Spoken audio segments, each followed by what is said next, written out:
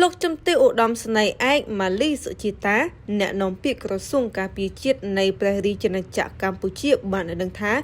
នៅថ្ងៃអង្គារទី28ខែមេសាឆ្នាំ2026វេលាម៉ោង